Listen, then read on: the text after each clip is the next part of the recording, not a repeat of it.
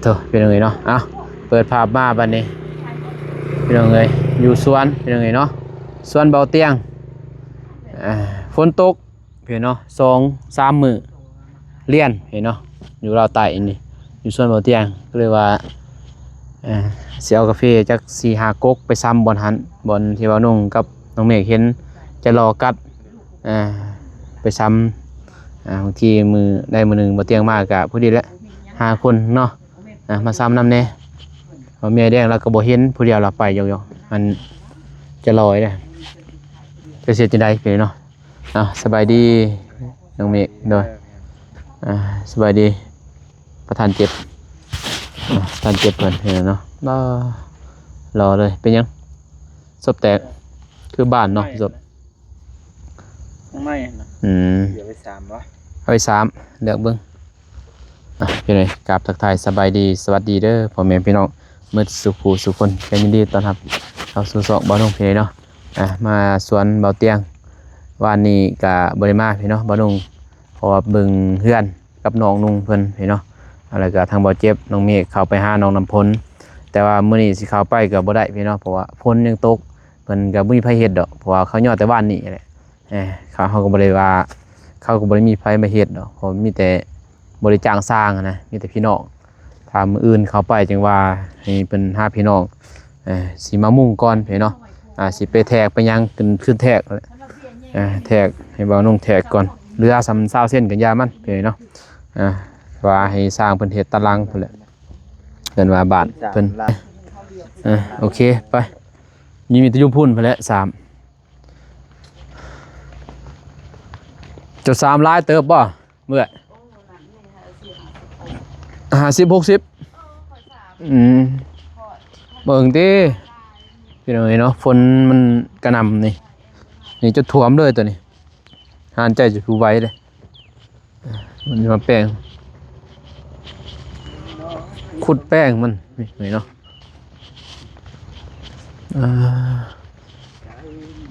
โอ้เราปลูกนี่กระโพดได้เรื่องอีได้นี่แดงเราปลูกกระโพดหญ้านี่ผู้ดีแล้วสำนี่เขียนนี่เด้6 ลื่นนี่ก็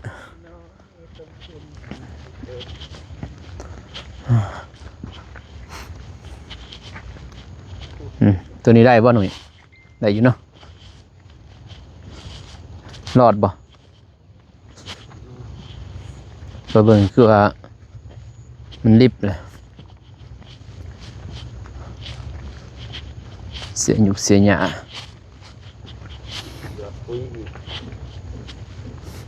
ใส่ปุ๋ยอีกเทื่อนึงได้สิยามา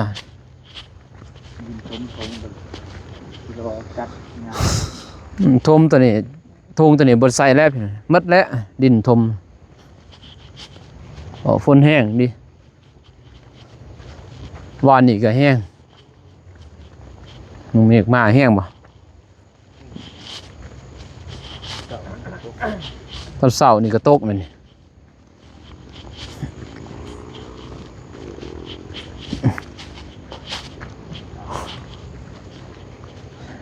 กัดเนี่ยแตกนา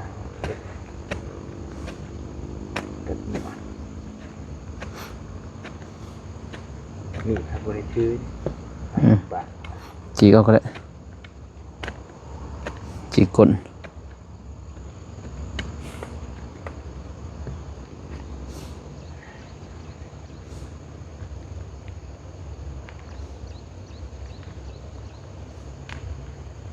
ตะกี้นั่นแหละบ่มีดอกจีเก้าแตรปลูก30 เหล่บ่คิดนะว่าเอามีดเอายางมาปาดเขาเดียวแม่นบ่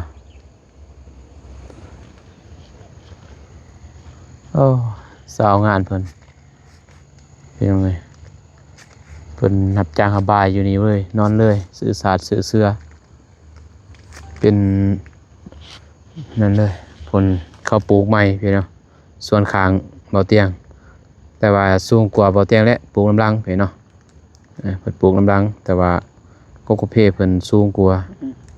บียร์ก็ช่วงตัว เพราะว่าเบียมสูงกว่าเอานั่นได้ปาด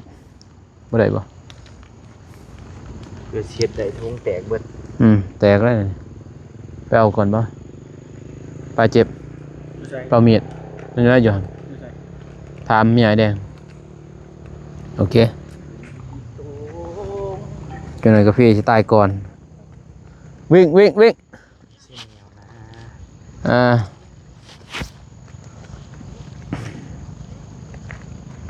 หยอกกันหยอกกันแตก มันแตก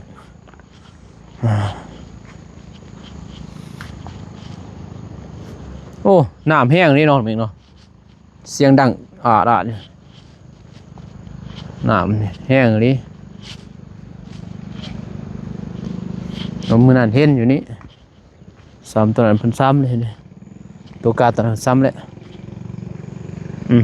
นี่เพิ่นซ้ำแล้วเห็นหมดแล้วนั่นตัวเขาเห็นหน่อยแม่นหมดแล้ว2 อันเรือเบิ่งนี่ปะนี่ก็หมดแล้วแล้วซ้ำหมดเฮ็ดไล่บ่จักออกนี่เนาะเฮ็ดก็บ่ออกอยู่ต่อไล่นี่พี่ต่อไม้ไผ่ซั่น เริ่มแตกนอนเลย ปะอันนะพอได้เก็บนะ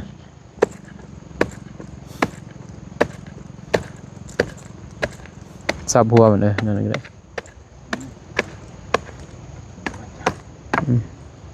ปะไว้พอได้แกงกิน สีดนะนี่หมดเลย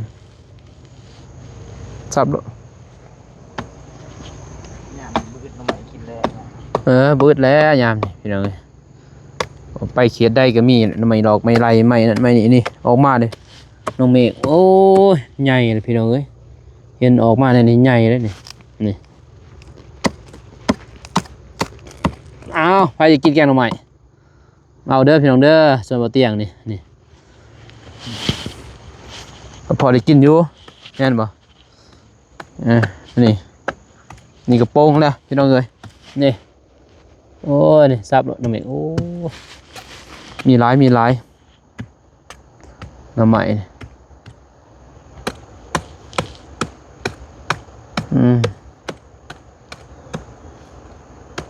เพราะว่าถ้าเขาดูซับมันจะใต้พี่น้องเพราะมันใหม่เด้ทางในพุ่น แตกเบิดเลย แตกหมดแล้วเครือตัวนี้เครือโอ้เครือพ่อเครือกินได้ไหมเครือตัวนี้เหมือนบัตรดนแล้วอันกินได้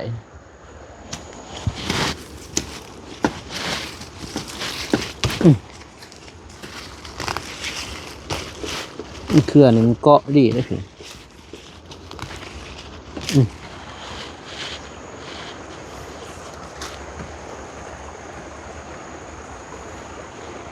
น้ำแห้งเลยอันนี้เดียงปูหมักเครือนหิมนี่โอ้ย30 กินหมักเครือหมักเพชรแล้วก็ปลูกหมักอย่างนี้เนาะหมักทั่วเลยเรียนเลยนี่ข้าวโพดโอ้พอดีงามยามนั่นเดือน8 เดือน 9มากินน้องเมฆเนาะแต่ลายเตยอยู่ได้ละปลูกแม่นวะลายได้เนี่ยเต็มสวนอยู่ ตามเบิ่งนี่โอ้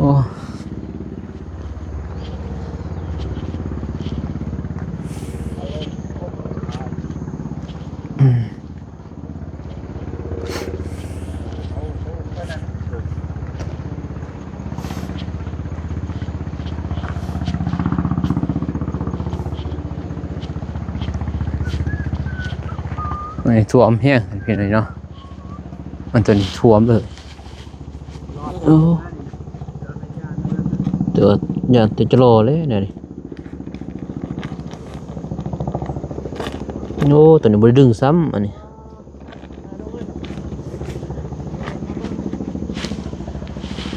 ฮะตายวะ เบิดกบนะ นั่นแหละจะรอกินบ่กินนะแต่กัดทีมไปซื้อกินใบหนึ่งกันซื้อใบอ่อน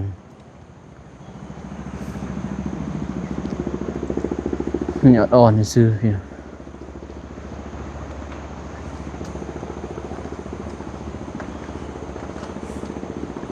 มันเป็นบนห้องนะตัวนี้ยับขึ้นไปขึ้นไปว่าถึงเป็นห้องน้ำเลยตอนนั้นปะเลยนี่เกือบเด้เห็นปะเกือบเนี่ยบ่เห็นอีกเลาะขุดนะ เดี๋ยวตัวนี้ก็มีนี่ก็เบิดเลยนี่แต่ว่าปะก็ได้อยู่แตกอยู่แต่ว่ามันก็บ่ทันนะบ่ทันหมดอ่ะ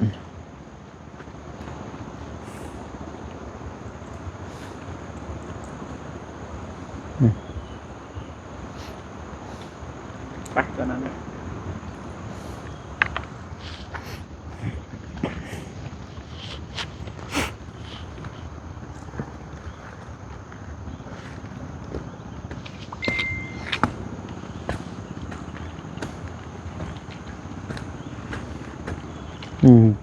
ควายอยู่ไกลบ่จักแต่ว่าฝนตกตอนเช้านี่พี่มันลึกมันแล้วควายมันแห้งไอ้ฝนมันบ่ได้เห็นอยู่แล้วควายแต่เขาต้องได้ซ้ำเลย2-3 มื้อมาเบิ่ง2-3 มื้อมาเบิ่งก็หมด3 มื้อ เปลี่ยนไปเรื่อย 2-3 มื้อเขาก็เลยมาเบิ่งก็มีโตตายแหละโตมันกัดหมดเลย2 มื้อ 3 มื้อเท่านึงแต่ว่าสกัวไว้เลยเป็นพันพุ่นเรื่องนี้ซ้ำใหญ่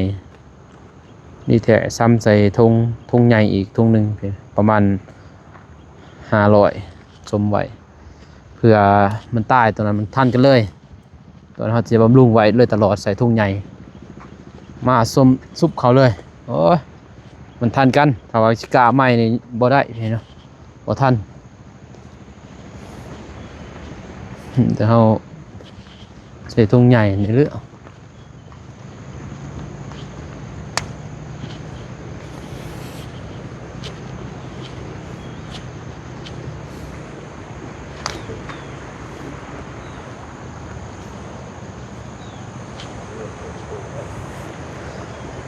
เป็น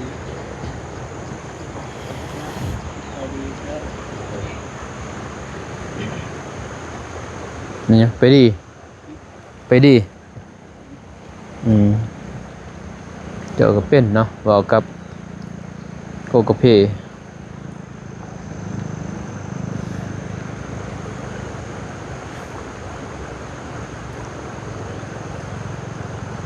โอ้เราอย่างป่าเลยเพื่อนมีป่าเด้เพื่อนมัดป่าสะเหรอเราปล่อยป่าแต่บ่อเตียงก็มีอยู่สะส่วนบ่อเตียงแต่ว่าทมหมดแล้ว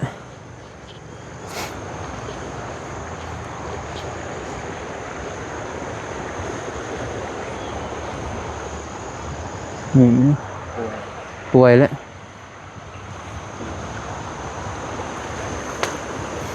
เมื่อให้บอกมีไอแดงมาเสียเบื้องนี้เนาะหยาน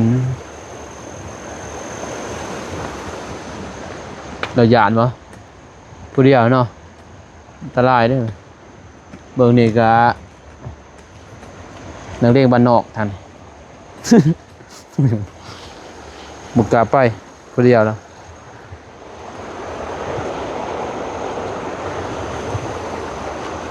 เป็นสะเป็นน้ำเขาตั้นเห็นเขาตั้นน้ำมันนั่นเจอน้ำลายเลยเขาตันเอาไปใส่สะเขา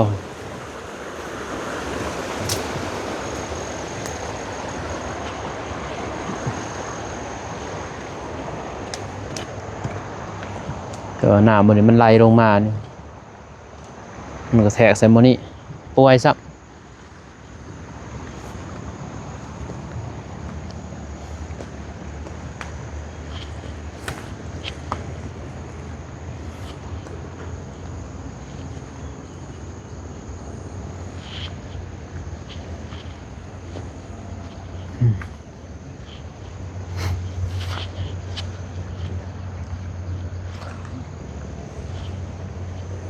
ขีดโรยป่ะ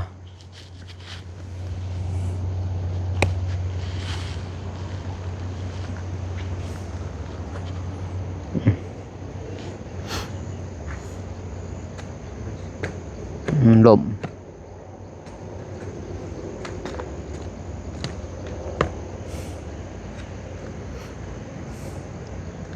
ตัวยางมืดนี่ก็ยังมีอยู่พี่หน่อยทัวร์นี่ คอยเปลี่ยนไปเพราะว่าอะไรมันเบิ่งบุคือก็เปลี่ยนใหม่ให้มันทันหมู่ให้ อืม เออ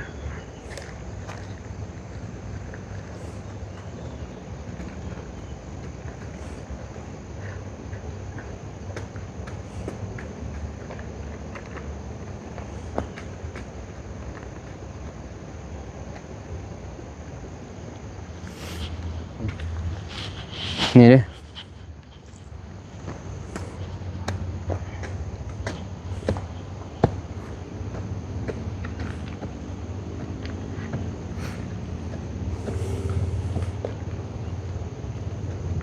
ตัวยานี่บูยังไงไม่บอก เป็นยาน้ แตกสะจนเคี้ยวมัดดินประมาณนี้มานี่ประมาณอาทิศหนึ่งตัวนี้มานี่เคี้ยวทุ่ม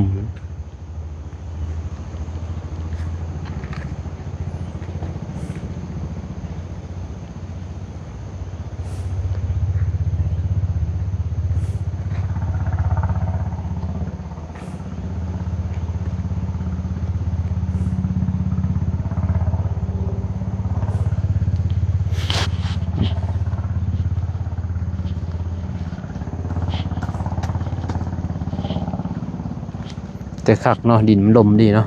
เอาไทยเนี่ยหากมันนั่นดีเพียงหน่อยเนาะหากแตกดี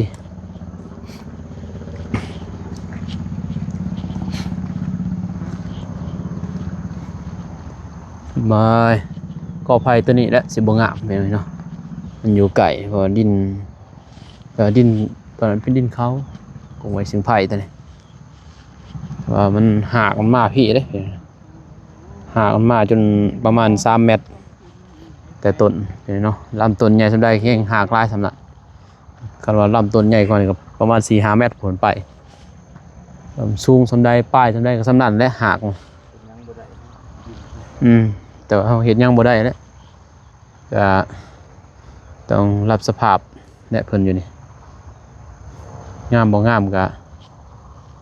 เดี๋ยวแต่เพียงเนาะตัวเป็นดินเขาหมายถึงไผ่แต่ว่าก็งามอยิดออกเพียงเนาะโอเคนี่ตัวจิรอนี่ร้ายนี่มันเกินว่าตอนเริ่มต้นที่ซื้อเนาะมันฮอดเดือน7 เดือน8นี่แห้งร้ายได้จิรอเพียงเนาะช่วงนั้นแหละช่วงจิรอระบาดไปเนาะพอเดือน7 เดือน8นี่มันสิออกมาใต้นะเดือน9 เดือน10นี่ออกมาใต้แล้วมันสิแห้งร้ายไปเนาะจะรอขี้โปมงามไปแถวไปทันแถวทันดี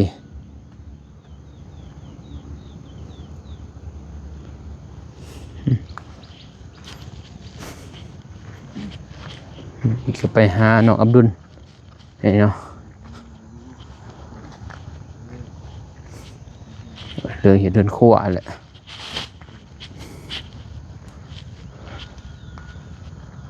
จะว่ากันในใดสิสืบต่อพี่น้องเนาะมานุ่งกะสิประสานงานต่อเรื่องเงินน้องพ้นก็ย่างอยู่เพราะว่ามันเราต้องได้อัปเดตคู่มือนะเห็นเนาะเราไปกัน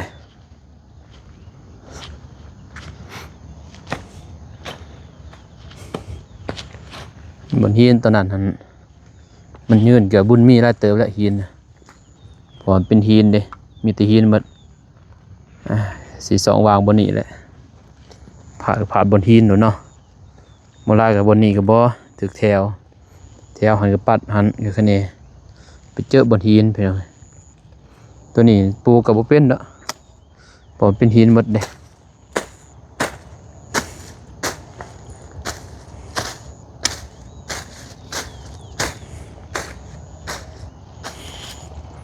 ฮอดตัวนี้ก็เพกลางมันก็เพน้อยเบียร์เพน้อยนี่ต้นกาแฟจะบริเก็บตัวนี้เดี๋ยวเสียหญ้าเนี่ยตัดหน้าและเนี่ยเสียกองไว้บนเดียว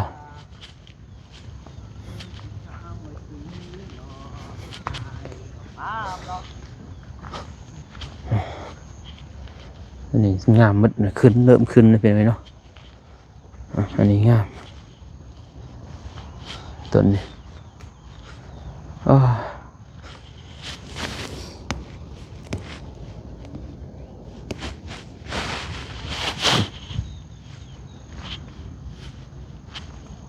เบอร์นี้บ่ตายเสือสิตายเบอร์นี้บ่ตายเลยเนาะเบอร์นี้รอดยังรอดมันกูต้นเลยเบอร์นี้คิดว่าสินอกนะเบอร์นี้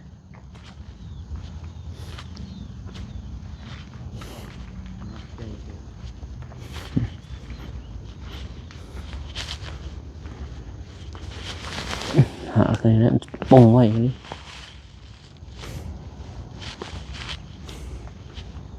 เป็นเครือไว้เครือ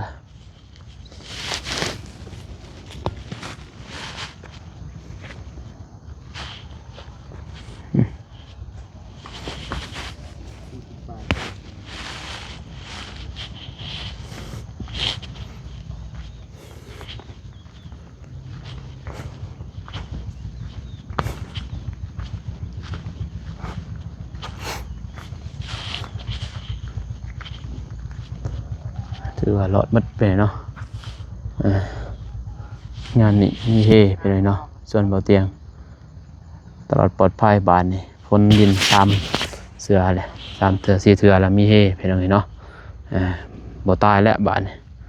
หลอดมัดแล้วกับผมกาแฟมีแต่ว่าซ้ำบนจะรอกัดซื้อไปเนาะถ้าว่ามันสิตายบ่ตายแล้วหลอดมัดแล้วไปเลยเนาะมีแต่ว่าซ้ำบนจะรอให้ซื้อกลับไปหาแป้งบนลมขึ้นว่าฝนตกหนักนั่นแหละแต่ว่าทงย่างนี้ลุกหมดแล้วแต่ว่าสิกันจะรอนี่จักสิได้ทำไรแล้วบัดนี้แปลงใหม่มันมาหยอดปุ๋ยคนมาหยอดปุ๋ยนะแปลงเลยเพราะว่าคันบอกว่าใส่ตัวนี้บ่ได้เลย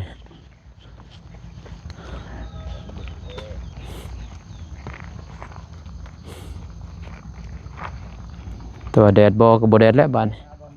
แดดก็บ่ตายแล้วเป็นยังงามบ่มันมีต้นมันก็ใส่ซ้ำนั่นแหละจะหน่อยต้นมันตัวหน่อยตัวใหญ่แม่นบ่ตัวสมบูรณ์ตัวบ่สมบูรณ์นี่มันสิได้ซ้ำนี้หมดแหละจะหน่อยเขียวประมาณปีหนึ่งตัวนี้ก็ตื่นแล้วนะแต่ว่าเริ่มจุดตำอิดนี่แหละเพื่อนเนาะเอาเบิ่งคือสิบ่เป็นดอกแต่ว่าเบิ่งรอดปีหนึ่งคือกันอยู่นอกบัวแต่ของไผ่แล้วของไผ่คือกันหมดแหละเ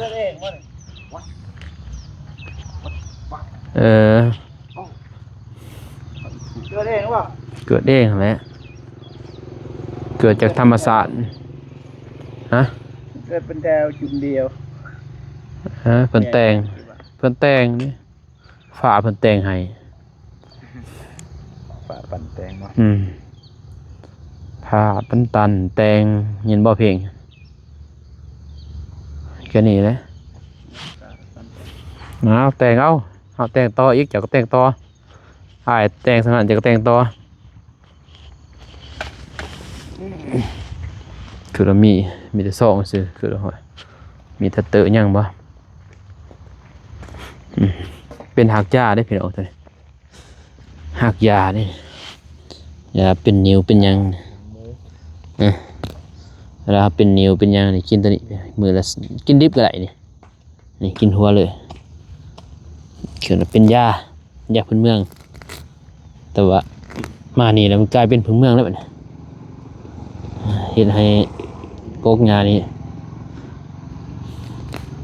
มีชีวิตที่ดีแล้วมันแห่งไทยนี่แห่งนั่นดีเพิ่นแต่เวลาเสียนี่ก็โลกเอานี่แหละยาบ้านนอกเอายาเหี่ยวหมูเพิ่นเนาะเป็นยาเหี่ยวหมูเอาไปนำใส่ตัวนี้เพิ่นเนาะนี่หัวนี่ไปผสมกับยาเป็นยาดีมะขลังแล้วว่าท่านว่าผู้ชายก็สู้กำลังถ้าว่าน้องบ่จำผิดตำราเพิ่นเว้าให้เพียงนี้เนาะ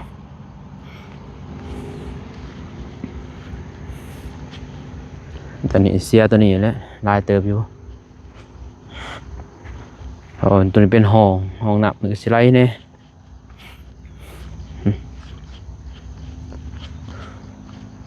ที่หินตัวนี้ติเนาะโอ้บ่ได้เก็บถิ่มหินนี่เก็บออกปะอยู่แคมป์นี่น้อยเนาะแข็งนี่เห็ดซากคือสิได้นี่น้อยเนาะขอดเห็ดซากคือสิได้อยู่แต่ว่าเก็บตัวนี้ไปทิ่มอยู่แจ้พุ่นเจ็บทิ่มอยู่แจ้หูน้ำลายดิ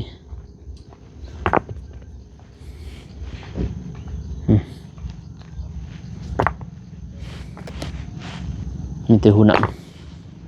พิซซ่ากันได้อยู่ไปอีกเมินคัดเอาที่ไหนเนาะสิได้อยู่แล้วปุ่มน้ำ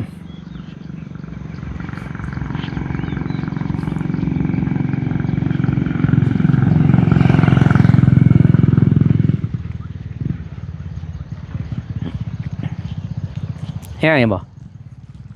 ว่าจะ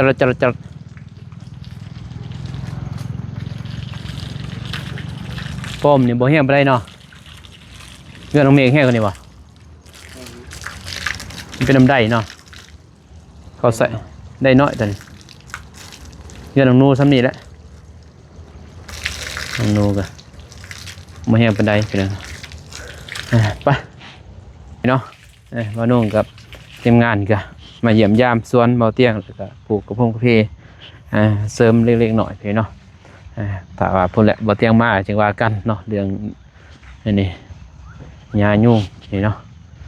เอาคลิปนี้มานุ่งกาสีจบคลิปเห็นคนเด้อพี่น้องเด้อเนาะพบกันในคลิปหน้าเนาะขอบใจขอบคุณทางผู้ใหญ่ใจบุญเนาะทุกท่านที่เข้าติดตามรับชมพี่เนาะคลิปมานุ่งแต่ต้นจบคลิปพร้อมไปเลยเนาะก็คอย FC และผู้ใหญ่ใจบุญทานอยู่ดีมีแห้งเมื่อสู่ขู่สู่คนเด้อพี่น้องเด้อพอกันใหม่คลิปหน้า